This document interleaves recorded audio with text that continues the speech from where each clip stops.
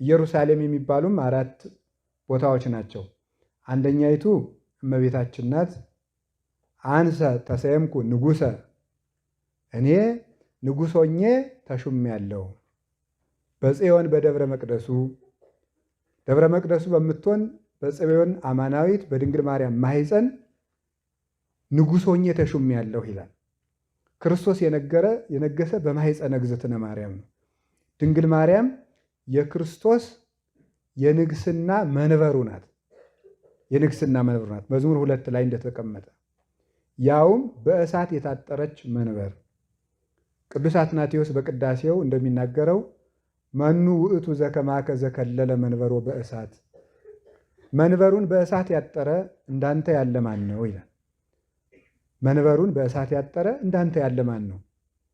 መንበር የተባለች እመቤታችን፣ እሳት የተባለ መንፈስ ቅዱስ ነው። የሐዋርያት ሥራ ምዕራፍ 2 ላይ እንደምንመለከተው መንፈስ ቅዱስ በእሳት አምሳል ሲወርድ እናየዋለንና፣ ስለዚህ መንፈስ ቅዱስ የጋረዳት ወመንፈሰ እግዚአብሔር ቅዱስ ይመጽእ ላዕሌኪ ወኃይለ ልዑል ይጼልለኪ ብሎ መልአኩ ቅዱስ ገብርኤል እንደተናገረ እንዳበሰራት የድንግል ማርያም አጥሯ ምንድነው? መንፈስ ቅዱስ ነው። በእሳት የታጠረች መንበር ይባላል። እመቤታችን ዘላለማዊት ድንግል ናት የምንልበት ዋናው ምክንያትም ይሄ ነው። በንጉሥ መንበር መስፍን እንደማይቀመጠው፣ በሊቀ ጳጳስ ወንበር ሊቀ ካህናት እንደማይቀመጠው ሁሉ በእግዚአብሔር መንበር ፍጡር አይቀመጥም እና እመቤታችን የእግዚአብሔር መንበር ስለሆነች ነው። እሱንም ከወለደች በኋላ ወደ እሷ ወንድ አልቀረበም። በዘላለማዊ መንፈስ ቅዱስ ታትማ ትኖራለች የምንላት መንበሩ ስለሆነች ነው። ንጉሥ እያለ በንጉሱ ወንበር ተከታይ ሹም አይቀመጥም።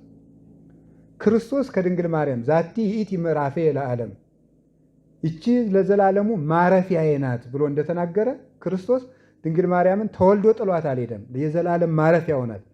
ስለዚህ ዘላለም ነግሶባት የሚኖር መንበሩ ስለሆነች ልጇ የሚሞት ንጉሥ ስላይደለ ንጉሥ ሲሞት ሌላ ንጉሥ ይመጣና መንበሩን ተረክቦ ይቀመጥበታል። የድንግል ማርያም ልጅ ግን ለዘላለሙ መንበርከ እግዚኦ ለዓለመ ዓለም፣ እሱ መንግስቱ ዘላለም ወምኩናኑኒ ለትውልደ ትውልድ፣ ጌትነቱ ለዘላለም የሆነ ግዛቱም ለልጅ ልጅ የሆነ ስለሆነ መንግስቱ የሚሻርበት ጊዜ ስለሌለ መንበሩም የምትለወጥበት ጊዜ የለም። ስለዚህ መንግስትህ የዘላለም ነው ባልንበት አንደበታችን መንበርህ የዘላለም ናት እንላለን ማለት ነው። መዝሙር 44 ላይ መንበርህ እግዚኦ ለዓለመ ዓለም፣ አቤቱ መንበርህ የዘላለም መንበር ናት፣ መንግስትህ የዘላለም ነው እንለዋለን። ወአልቦ ማይለቅት ለመንግስቱ፣ ያዕቆብ ምዕራፍ 1 ላይ ሲናገር ለመንግስቱ ፍጻሜ የለውም። ለመንግስቱ ፍጻሜ ስለሌለው ለመንበሩም ፍጻሜ የላትም። ድንግል ማርያምን ለሌላ መንበርነት የሚያስረክብበት ጊዜ የለውም። መንፈስ ቅዱስ አጥሯት የምኖር የታጠረች የተቀጠረች ዘላለማዊት ነበልባላዊት መንበር የምትባለው እናታችን ቅድስት ድንግል ማርያም ናት። ስለዚህ እውነተኛይቱ ደግሞ ኢየሩሳሌም ናት። ሰሎሞን በኢየሩሳሌም እንደነገሰ ክርስቶስ በእመቤታችን ማኅፀን ነገሰ ማለት ምን ማለት ነው? ነገሰ ማለት ስጋን የባህሪ አምላክ አደረገው ማለት ነው። ስጋን የባህሪ አምላክ ያደረገው በእመቤታችን ማኅፀን ስለሆነ በእመቤታችን ማኅፀን ነገሰ ትባላለች። ስለዚህ እውነተኛይቱ ኢየሩሳሌም ናት። እመቤታችን ስብሐት ለኪ ማርያም ዘበዕብራይስጢ ማርያም ዛስተሳለምኪ ሰማየ ምስለ ምድር፣ ሰማይን ከምድር ጋር ያስታረቅሽ በዕብራይስጥ ማርያም የምትባይ ማርያም ሆይ ምስጋና ይገባሻል ይላል አባ ጊዮርጊስ። ሰማይና ምድርን ዘአስተሳለምኪ፣ ሰማይና ምድርን ያስታረቅሻቸው፣ ባዕድ የነበሩት መለኮትና ትስብእትን ያዛመደቻቸው እመቤታችን ናት። ለዘላለም ተራርቀው የነበሩ እንኳንስ ለተዋሂዶ ለአባትነትና ለልጅነት ለአገልጋይነትና ለንጉስነት ተራርቀው የነበሩ ፊት ተዙሮበት የነበረ የኛ ባህሪ እግዚአብሔር ተዋህዶት የሚያስፈራ የሚያስደነግጥ ሞትን የሚያንቀጠቅጥ አኮ መንክር ሶበ ሞኦ ኃያል ለድኩም መንክርሰ ሶበ ሞኦ ድኩም ለኃያል ይላል ቴዎዶስዮስ ሃይማኖተ አበው ላይ ሲናገር። ደካማውን ኃይለኛው ቢያሸንፈው ድንቅ አይደለም። ደካማውን ኃይለኛው ቢያሸንፈው ግን ኃያሉን ደካማ ሲያሸንፈው ግን ድንቅ ነው ይላል። ስለዚህ ኃያል መለኮት ደካማውን ሰይጣንን ቢያሸንፈው ድንቅ አይደለም። ደካማ ስጋ ግን ኃያል ጋኔንን ሰይጣንን 5000 ዘመን አዳምን ከነ ልጆቹ ሲረታ የነበረውን ኃያል የሚውጠውን ዘንዶና አንበሳ ደካማ ስጋ ድል ስለነሳው መንክር ይለዋል፣ ድንቅ ይለዋል። ይህ ነው ይላል። ይህ የሆን ዘንድ የእኛ ስጋ በዲያብሎስ የማይቆረጠም የማይያዝ ጽኑ አለት እንዲሆነው የተደረገው በእመቤታችን ስለሆነ ብኪ ድህነ ዓለም ወበወልድኪ ኮነ ሰላም፣ በአንቺ ዓለም ዳነ። በአንቺ ምክንያትነት ስጋሽን ስላቀረብሽ በአንቺ ዓለም ዳነ፣ በልጅሽ ሰላም ሆነ። ስለዚህ ምን ትባላለች? የሰሎሞን እናት ትባላለች። የሰሎሞን እናት። ሰሎሞን ማለት ክርስቶስ ነው። ኢየሩሳሌም ደግሞ እመቤታችን ናት። ኢየሩሳሌም ማለት የሰላም ከተማ ማለት ነው። የሰላም ከተማ። ኢዮር ማለት ሰማይ ማለት ነው፣ ወይም ከተማ ማለት ነው። ሳሌም ማለት ሰላም። ስለዚህ የሰላም ከተማ ማለት የእግዚአብሔር ማደሪያው ማለት ነው። ለምንድን ነው የእግዚአብሔር ማደሪያው ከተማው የምትባለው እመቤታችን? የእግዚአብሔር ማደሪያው ማደሪያ እኮ እኛም የእግዚአብሔር ከተማ እንባላለን። ለወጉ ከተሳካ ማለት ነው። ቢያንስ ስንቆርብ ያድር ይሆናል። ያንን በቸርነቱ ነው። ከእሷ ግን የእግዚአብሔር ከተማ የሚያሰኛት ተመልከቱ። እግዚአብሔር አንድ ቀን እሱም ተለይቷት የማያውቅ እሷም ተለይታው የማታውቅ እኛ ለቀን አይደለም ለስንት ሰከንዶች ከእግዚአብሔር ጋር መቆየት እንደምንችል አስቡት። እግዚአብሔር ጋር መቆየት ስንት ሰከንድ ቆይታችሁ ታውቃለች? እኔ እናንተን አላውቅም፣ የራሴን ነው። በእርግጥ እስቲ ለ30 ሰከንድ ሳታቋርጡ እግዚአብሔር ጋር ቆዩ እንችላለን? በፍጹም። አንዱ ነው መጥቶ ስንክር የሚል ወይ የሆነ ሰው ያወራን ወይ ያየ ነው ወይ የሰማ ነው ወይ የበላ ነው ወይ የጠጣ ነው። ዝም ብሎ የመጣና ስንክር ይላል። እመቤታችን ግን ቅጥሯን ያላስደፈረች ከተማ፣ እግዚአብሔር ብቻ የሚኖርባት ከተማ እሷ ብቻ ናት። ይህንን ቅዱስ ዳዊት ሲናገር መኑ ይወስደኒ ውስተ ሀገረ ጥቅም ወመኑ ይመራሃኒ እስከ ኤዶምያስ፣ ወደ ጽኑ ከተማ ማን በወሰደኝ ይላል። ቅዱስ ዮሐንስ ዘደማስቆን ሲተረጉም ጽኑ ከተማ ማርያም ናት ይላል። እመቤታችን በዘመን ስለራቀችው ዲያብሎስ ወደማይደፍራት ሞት ወደማያያት ከተማ ወደ ማርያም ማን በወሰደኝ፣ ማን ባደረሰኝ ከሷ ዘመን ማለቱ ነው ዳዊት ይላል። ከሷ ዘመን ማን ባደረሰኝ። እኛ ደርሰናል፣ እግዚአብሔር ይመስገን። ከእመቤታችን ዘመን ደርሰናል። ዘመነ ተድላ ናት እመቤታችን፣ የጥጋብ ዘመን እመቤታችን ዘመን ናት። ይገርማል እኮ ዘመን ታውቃላችሁ። አሁን ክረምት አንድ ዘመን ነው፣ በጋ አንድ ዘመን ነው፣ እንደገና ደግሞ መከር አንድ ዘመን ነው። እመቤታችን የመከር ዘመን ናት፣ የክረምት ዘመን ናት፣ ዝናብ እዛ ስለመጣች፣ የበጋ ዘመን ናት፣ ፀሐይ ስላወጣችልን፣ የመከር ዘመናችን ናት። ለምን? ዘመነ ጽጌ እንግዳ ማይረረ ትንቢት ማርያም ዘመነ ጽጌ እንግዳ የነቢያትን የትንቢት አዝመራ እሸቱን ቆርጠን የበላንባት አዝመራችን ናት እመቤታችን። ከዚህ ስለደረሰን ዳዊት የናፈቀውን ዘመን እኛ ደረስንበት። ስለዚህም ትባላለች የሰላም ከተማ፣ ሰላማዊ ኢየሱስ ክርስቶስ አድሮባት የሚኖር ከተማ። በህሊናው አድሮ ይኖራል፣ በልቡናው አድሮ ይኖራል፣ በማህፀኗ አድሮ ይኖራል፣ በህዋሳቷ አድሮ ይኖራል። በእጇ በእግሯ አድሮ ይኖራል። ዓለም ሁሉ ተደምሮ እኮ ያንዷን የጠጉሯን ዘለላ ያህል ክብር የለውም የእመቤታችን። ያንዷን የጠጉሯን ዘለላ አሁን ስለ እመቤታችን ስለምኗ ትናገራላችሁ? ሰው ስለምኗ ይናገራል? ስለ እናትነቷ ቢናገር ድንግል ትሆንበታለች። ስለ ድንግልናዋ ቢናገር እናት ትሆንበታለች። ምን እናትነቷን ብቻ ልናገረው ቢል አይሆንለትም። አምላክን መውለድ እንደምን ያለ ነገር ነው! ይሄ እስከ ዛሬ ድረስ አይገባንም። ከገባንማ ነገሩም ቀላል ነው ማለት ነው። እንዴት ሊገባን ይችላል? ድንግል ማርያም እግዚአብሔርን ወለደችው የሚለው ነገር በዓለም ቀላል ወሬ የመሆኑን ያህል የሚያስደነግጥ ነገር የለም። እግዚአብሔርን ወለደችው ማለት እንዴት ያለ ድንቅ ነው! የአፄ ቴዎድሮስ እናት እኮ እየተደነቁ ነው። የእግዚአብሔር እናት እንደምን ያለ ነው! አሁን ይህንን አባ ጊዮርጊስ ቢነግረን ኑሮ እንዴት ይሆን ነበር? አሁን ዛሬ በዚህ ዕለት ተገኝቶ የሚሰብከው አባ ጊዮርጊስ ቢሆን ኑሮ፣ ቅዱስ ያሬድ ቢሆን ኑሮ፣ ቅዱስ ኤፍሬም ቢሆን ኑሮ እንደምን አድርገን ልንሰማው እንደምንችል እግዚአብሔር ነው የሚያውቀው። እኔም ስላልሰማው ማለት ነው። እና ጽድቅ ሲቀልብን ያየሁት በዚህ ዘመን ነው። ጽድቅ ሲቀልብን፣ እውነት ሲቀልብን፣ ድንቅ ነገር ሲቀልብን፣ ርካሽ ነገር ሲደነቅብን የታየ ነው የእኛ ዘመን ነው። አባቶቻችን ግን በእመቤታችን ሰክረው ሰክረው ሰክረው ሰክረው በፍቅሯ አልበቃቸውም። ቅዱስ ያዕቆብ ዘስሩግ ሲናገር ጌታዬ ኢየሱስ ክርስቶስ ሆይ ቸርነትህ እናትህን እንዳመሰግን ይጠራኛል ይላል። ቸርነትህ እናትህን እንዳመሰግን ይጠራኛል ይላል። እግዚአብሔር ከእናቱ ያስጠጋው ሰው የታደለ ሰው ነው። ከእናቱ ያስጠጋው ሰው የታደለ ነው በእውነቱ። ንጉሥ ወደ መንበሩ ካቀረበው ሰው በላይ ምን የታደላለ? ንጉሥ እኮ ይወደዋል። አያቸው ቀረብ ብሎ ሲያወጋቸው ንጉሥን ይባላል። ወደ መቀመጫቸው እኮ ነው። ወደ ድንግል ማርያም የቀረበ ሰው ወደ እግዚአብሔር መንበር ነው የሚቀርበው። ወደ እግዚአብሔር መንበር ይቀርባል። ብሶቱንም በእሱ አድሮ ይሰማዋል። ሰሎሞን እንኳን ለዚያች እናቱ ዕዳ ስትቆም፣ ለምድራዊት እናቱ ቁሚ ዕዳ ስትቆም የፈለግሽውን ጠይቅኝ አደርጋለሁ ነበር ያላት። እመቤታችን ጠይቃ የማይደረግላት ነገር የለም። ሰሎሞን በኢየሩሳሌም ነገሰ፣ ክርስቶስ በድንግል ማርያም ማኅፀን አለ። ሰሎሞን በኢየሩሳሌም ነገሰ። ኢየሩሳሌም የሚባል አንድ መስቀል ነው። መስቀል የሰላም ከተማ ነው። ለአጋንንትና ለአይሁድ ስደት ነው። ታስታውሳላችሁ አይደለም? አይሁድ ምንድን ነው ያሉ? ሰቅለው እኮ ራሱ እረፍት አላገኙም። ደሙ ላዕሌነ ወላዕለ ውሉድነ ይቤሉ አይደል ያለ? ደሙ በእኛና በልጅ ልጆቻችን ላይ ይውረድ ያሉ አሉ። ወዲያው በ70 ዓመተ ምህረት መቅደሳቸው ፈረሰ፣ ሀገራቸው ተመዘበረች፣ ጠፋች።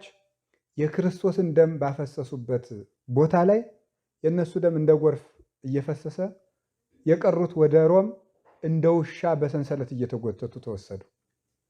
ኋላ በየት ያልተሰቃዩበት ቦታ አለ? በስፔን፣ በፖላንድ፣ በአፍሪካ፣ ጀርመን ውስጥ በብረት ሳጥን እየተቆለፉ በሳጥን እንዲነዱ ተደረገ። የክርስቶስ ደም ነው ያን ሁሉ የተበቀላቸው። ለእኛ ለክርስቲያኖች ግን ሰላምን ሰጠን ክርስቶስ። በዕለተ ዓርብ ከአባቱ ጋር አስታረቀን። ሰውና መላእክት ተዛመዱ፣ ምድርና ሰማይ ታረቁ። የጣዖት ስም እየተጠራባት፣ ለጣዖት የተሰዋ ጢስ እየጤሰባት፣ ደም እየፈሰሰባት ረክሳ የነበረች ምድር በክርስቶስ ደም ነጻች። ምድርኒ ትገብር ፋሲካ ተሐጺባ በደመ ክርስቶስ። ምድርም በክርስቶስ ደም ነጻች፣ ደስታዋን ተድላዋን አደረገች። በፈጣሪዋ እግር በስብከቱ ተቀደሰች፣ በደሙ ደግሞ አተማት። ስለዚህ ክርስቶስ በዕለተ ዓርብ በመስቀሉ ሰላምን ገብረ ሰላም በመስቀሉ በመሰቀሉ ሰላምን አደረገልን። ስለዚህ መስቀል ኢየሩሳሌም ይባላል። ሰሎሞን በኢየሩሳሌም እንደነገሰ የሰላሙ ንጉሥ ክርስቶስ በመስቀል ሰላምን ሰጠ። አልሆንላቸው ብሎ ነው እንጂ ለአይሁድ ራሱ ሰላም ነው የሰጣቸው። እነሱ እየቸነከሩት የሚያደርጉትን አያውቁምና ይቅር በላቸው ነበር የሚልላቸው። ለእነሱ እንኳን ሰላምን ይሰጣቸው ነበር። ሶስተኛው ኢየሩሳሌም የምትባል ቤተ ክርስቲያን ናት። ቤተ ክርስቲያን የክርስቶስ መንግስት ናት። የክርስቶስ መንግስት ስለሆነች ሁልጊዜ ክርስቶስ ፍትህን በቤተ ክርስቲያን ይሰጣል። ጌትነቱን በቤተ ክርስቲያን አጽንቶ ይኖራል። ቤተ ክርስቲያን የእግዚአብሔር መንግስት ናት። የእግዚአብሔር መንግስት ደግሞ በአጋንንት ዘንድ ትጠላለች፣ ግን አትሸነፍም። ከቤተ ክርስቲያን የተለየ ሰው ብቻ ሲጠፋ ይኖራል። ከቤተ ክርስቲያን ጋር ሆኖ የሞተ ሰው ግን አሸነፈ እንጂ ተሸነፈ አይባልም። ምክንያቱም ተሸነፈ የሚባለው አንድ ሰው የቤተ ክርስቲያን ሳይሆን ሲሞት ነው። የቤተ ክርስቲያን ሆኖ የሞተ ሰው እሱ ድል ነስቷል። ክርስቶስም ሙቶ ነውና ድል የነሳው። ስለዚህ ቤተ ክርስቲያን የሰላም ከተማ ናት። ሰላማዊ ኢየሱስ ክርስቶስ ዛሬም እንደ ዕለተ ዓርቡ ምን ይላል? ስጋው ይቆረስባታል፣ ደሙ ይፈስባታል፣ የሰላም ቃል እግዚአብሔር ይሰበክባታል። ስለሚላል ነሰዋዕከ ለዕለቱ ወነጠባህ ከዚየ ወበዚህ ደመከ ነሐጽብ ጌጋዬ። በየዕለቱ ዛሬም እንደ ዕለተ ዓርቡ እንሰዋሃለን፣ በአንተ ደምም በደልም ሁሉ እናነጻለን ይላል ቄሱ ቅዳሴውን ጨርሶ ከውስጥ ሲገባ። እንደ ዕለተ ዓርቡ በየቀኑ እንሰዋሃለን፣ በአንተ ደም በደልም ሁሉ እናነጻለን። ስለዚህ በዕለተ ዓርብ ሁልጊዜ ክርስቶስ ቀራንዮ ሁልጊዜ ትንሣኤ ሆኖ በቤተክርስቲያን ይኖራል። እነዚህ ኢየሩሳሌም ይባላሉ። ስለዚህ የክርስቶስን ፍትህና የክርስቶስን መንግስት ማግኘት የፈለገ ወደ እነዚህ ከተሞች መሄድ አለበት። ወደ ምን ንገሩኝ እንጂ። እሺ፣ ሶስተኛ ወደ ቤተክርስቲያን። ወደ እነዚህ የተጠጋ ሰው ሁልጊዜም የክርስቶስን ሰላም ያገኛል። የክርስቶስን ሰላም የሚሰጡን እነዚህ ናቸው። ሰው ግን አሁን ይህን ያደርጋል አያደርግም? አሁን ሲጨንቃችሁ ምንድን ነው የምታደርጉት? ወሬ። ተአምር እኮ ነው ይሄ እኮ ራሱ። አይድንቃችሁ? አይድረስ ነው። ሲጨንቀንና ሲቸግረን ከማማተብ ይልቅ ወሬ፣ የወሬ ጎርፍ ማውረድ። ሲጨንቀን ሰላም ለኪ 7 ሰላም ለኪ ያደለው 64 ሀቃተም እንደው በቃ እንደዚያ 7 3 እኮ መድገም እኮ ጥሩ ነው። እስቲ አሁን ሰው እንጥፍጥፍ አድርጎ ቢሰድባችሁ እየሮጣችሁ ሰላም ለኪ ነው የምትሉት? እየሮጣችሁ ስድብ ነው የምትገርሙት? እንደው እኮ ይገርማችኋል እኮ ምንም እንደው መፍትሄ ያለው ወዲህ እኛ ያለን በወዚያ ማዶ አንገናኝም እኮ። ማይዱ ወደዚህ እዚህ ላይ ከሆነ ሰው ፊቱን ወደዚያ ዙሮ ነው ወደዚህ ዙሮ ነው የሚበላው። ወደ ማይዱ ነው። ሰላም ያለ ከመቤታችን ነው። እውነቴን ነው የምነግራችሁ። ሰላም ለኪ ብንደግም ሄደን የጨነቀንን ሁሉ በደቂቃ እርግፍ ታደርገዋለች። ግን አይመጣልንም ራሱ ሀሳቡ ማለት ነው። ዛሬ የምነግራችሁ እንዲመጣልን ትዝ እንዲለን ነው። ሰው ሲሰድበን ከሰው ጋር ስንቀያየም ቀጥ ብለን ቤተ ክርስቲያን። እኛ ግን እዚህ ዋዲያ ምንድነው ስናንወገው አገኘነው ሰውየው አጣነው ደግሞ ተናቆ እንደዚህ ያለ ብሎ መድወለት። በጣም እኮ ነው የምናሳዝነው። በእውነት በጣም ምስኪኖች እኮ ነው። ምን ትያደገድገከን ዘወልደ ንጉሥ አንተ። የንጉሥ ልጅ ሆነን የምንከሳ እኮ እኛ ነን።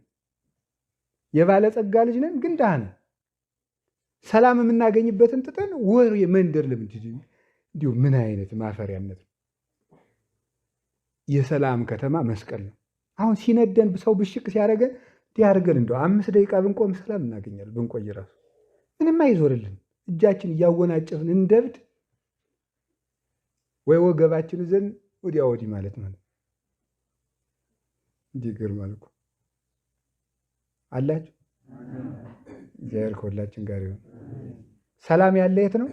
ንገሩኝ እስቲ በሉ ንገሩኝ እንጂ እኔ ከዚህ በኋላ አደራችሁን አዛኝን ነግሬያችኋለሁ። ሲነዳችሁ ቤተክርስቲያን ሂዱ፣ ሲጨንቃችሁ ቤተክርስቲያን ሂዱ። ሲጨንቃችሁ እመቤታችንን ጠይቋት። የኛ ክርስትና የኦርቶዶክስ ተዋህዶ ክርስትና የተፈተነ ክርስትና ነው። ምን ማለት ነው? እዩት፣ ቅመሱት ነው። አሁን ሄደ ሰላም ለኪ ነዳችሁ ሰላም ለኪን ዘንሰግድላችሁ ብላችሁ 7 ጊዜ ብትሉት እልም ነው የምታደርገው። ሰውየው ራሱ ሊሰድባችሁ ይመስላል። ደህና ሰነበታችሁ ነው የሚሄድ። አዲያ ቤት ወይም አኩርፈን እንደ ሃማ መተኛ ሐማን ታውቁታላችሁ? የሐማ መፍትሄ ነው ይሄ። ሐማ ሲነደው እንዲያርጎ መተኘት። መርዶክዮስ የሚባል አንድ አይሁዳዊ ነበርና ሐማ እንግዲህ የፋርስ ንጉሥ መስፍን ነው እና መርዶክዮስ አይሁዳዊ ነው። ሐማ ሲወጣ ሲገባ የሴት ወይዘሮ የወንድ መኳንንት ይሰግድለት። መርዶክዮስ ዝም አለው፣ ሳይሰግድለት ቀረ። ከቤት ሄዶ እህል እንዴት ይቀመሰው፣ እንዴት ይብላ፣ እንዴት ይጠጣ ተከናንቦ ለጥ። ሚስቱ ምን ሆነ አደረም? ንግስቲቱ ምሳ አልጠራችም? ከኔ በላይም የተጠራ የለ። እንግዲያ ምን ሆነው አንድ ሰው ሳይጠራ ይቀርቱ።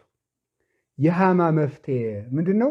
ተከናንቦ መተኛት። እስኪ በሉ የሐማ መፍትሄ ምንድን ነው? ብተኛ አይለቅ፣ ስትነቃ ደግሞ ገሌ እኮ እንዲህ ያለ ይላል። ተኝቶ የሚለቅ ነገር የለም። ተኝቶ መፍትሄ የለም። ተሂዶ ነው መፍትሄ የሚገኘው። እና በማኩረፍ እንዲሁም በቃ እንዲያውም እንግዲህ ዳዊትም አልደግምም ዳሴ ማርያም አልደግምም በቃ ምናምን ብለን እርግፍ አድርገን ጀለል ጀለል ጀለል በቃ ወታደርን አታውቁም እንዴ? ወታደር እኮ ጠላቶቹ አንድ እግሩን ቢመቱት አይ አንድ እግሬን ከመቱት እንዲሁም ነዶኛል ብሎ መሳሪያውን ይወረውራል። ታኝቶ እኮ በአንድ እጁ ጭምር ነው የሚተኩሰው። እንደዚያ እኮ ነው ወታደር ማለት። እኛ እኮ የክርስቶስ ወታደሮች ነው። ጀመረኝ እንልና አንድኛችን ትጥቃችን ፈተለጥ ማለት ነው። በቃ አናደደኝ፣ ክርስቶስ ሰላም ካልሰጠኝ እንዴት ጸሎት እያደረግኩ የሚሰድበኝ ሰው ያመጣብኛል፣ ወዘተርፍ እንዲህ ያደርገኛል፣ ወይም እንዴት ሆናለሁ፣ በቃ እንዲሁም እንደዚያ ካልክማ እንዲሁም ስምህንም አልጠራው። ያ ማለት ምን ማለት ነው? አንድ ጣቴ በጥይት ከተመታች ኑ ደግሞ መሀል ልቤን በላይ ብሎ ለጠላቱ ራሱን እንደሚሰጥ ወታደር ማለት ነው። እንደዚህ አይደለም። እኛ እንደ በጎ አርበኛ ሆነ መከራ ተቀበል ያለ ቅዱስ ጳውሎስ። ስለዚህ ለልጁ ለጢሞቴዎስ እንደ በጎ አርበኛ ሆነ መከራ ተቀበል። የተመታኸው ነገር ካለ የቀረህን ይዘህ ከክርስቶስ ጋር ሆነ ተዋጋ ነው እንጂ ራሳችን ጨልጠን ገርኝተን ለጠላት ዲያብሎስ ማስረከብ የለብንም። ሁላችንም በዚህ ሰዓት ሰላም ማግኘት አለብን። እውነቴን ነው። የልብ ሰላም ነው የሀገር ሰላም የሚያመጣው።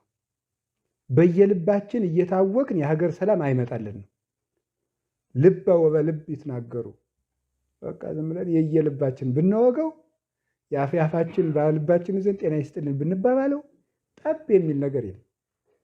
ይሴረውን እግዚአብሔር ለከናፍረ ጉሂቱት የልብን በልብ ዞ በአፍ ብንሸነጋገለው እግዚአብሔር የሽንገላ ከንፈሮችን ይነቅላቸዋል ይላል እና ያ እንዳይሆን ወደ ሰላም ከተማችን መሄድ።